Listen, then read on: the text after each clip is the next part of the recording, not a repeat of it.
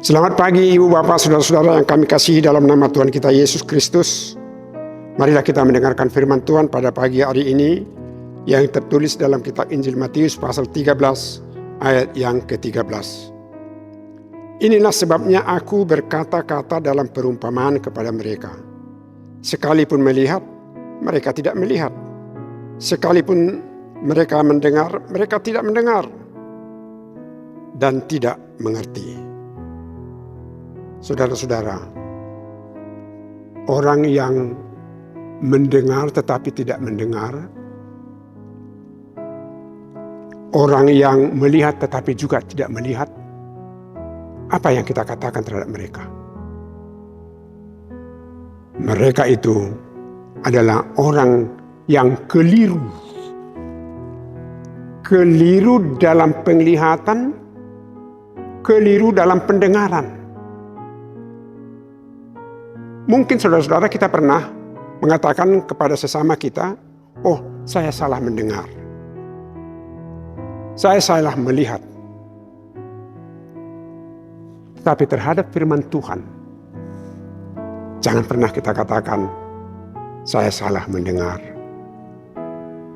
Agar maksud daripada firman Tuhan itu begitu jelas kepada masyarakat pada saat itu Yesus menyampaikan dengan perumpamaan. Tetapi meskipun disampaikan melalui perumpamaan, masih ada di antara mereka belum mengerti. Itu yang dikatakan oleh Tuhan. Mereka melihat tetapi tidak mengerti. Mereka mendengar tidak mengerti. Mungkin juga di antara kita bisa terjadi. Kita mendengarkan khotbah di gereja, tetapi kita tidak mengerti daripada khotbah itu. Jangan sekali-kali kita hanya mempersalahkan, oh pengkhotbah itu kurang bagus, kurang berkenan di hati. Jangan seperti itu. Mari kita mengerti firman Tuhan yang kita baca, yang kita dengar, yang kita dalami. Oleh karena itulah, maka dalam setiap kebaktian di gereja, doa pendeta itu dari sebelum khotbah adalah damai sejahtera dari Tuhan Allah menguasai hati dan pikiranmu. Tidak ada yang lain.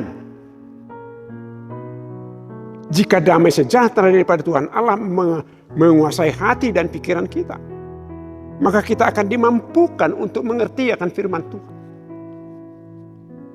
Jadi doa itu jangan kita pahami hanya kebiasaan.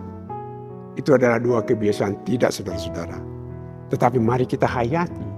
Setiap kita mau mendengarkan firman Tuhan, damai sejahtera dari Tuhan Allah menguasai hati dan pikiran kita. Tidak ada yang lain. Jangan berita di handphone menguasai hati dan pikiran kita. Kan ada itu. Sudah dibacakan khotbah dari depan, dia masih membaca handphone, masih ngobrol-ngobrol terhadap sesama. Ya bagaimana dia mungkin bisa memahami khotbah itu?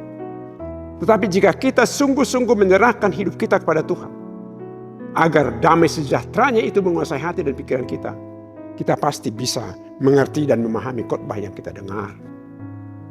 Saudara-saudara, janganlah kita sia-siakan waktu yang ada bagi kita untuk mendengarkan firman Tuhan. Jangan pernah kita sia-siakan jika ada kesempatan bagi kita untuk mendengar firman Tuhan, supaya kita sungguh-sungguh mengerti apa yang dikatakan oleh firman Tuhan kepada kita. Maka kita tidak akan pernah salah melakukan. Kita akan tidak pernah salah mengerti dan salah memahami. Kita akan senantiasa memahami firman Tuhan itu dengan benar dan sesuai dengan kehendaknya. Kiranya Roh Kudus senantiasa menyertai kita, membuka hati dan pikiran kita, menuntun hati dan jiwa kita untuk sungguh-sungguh mengerti akan firman-Nya. Amin. Kita berdoa. Ya Tuhan, kami sering keliru untuk mengerti dan memahami firman-Mu. Karena hati dan jiwa kami terbagi dua, bahkan kadang-kadang bisa menjadi munafik di hadapan Tuhan. Ampuni kami ya Tuhan, dan kuatkan kami dan tuntun kami, sehingga mulai saat ini, jika kami mendengar firman-Mu, kami dapat mengerti dan memahami. Karena damai sejahtera-Mu itulah menguasai hati dan pikiran kami. Bukan pikiran kami, tetapi damai sejahtera-Mu. Sehingga firman-Mu itu kami pahami, kami terima, dan kami lakukan dalam kehidupan damai di tengah-tengah dunia ini. Dalam nama Yesus Kristus kami berdoa. Amin. Anugerah dari Tuhan kita Yesus Kristus, kasih setia Allah Bapa, dan persekutuan dengan Roh Kudus menyertai saudara-saudara. Amin.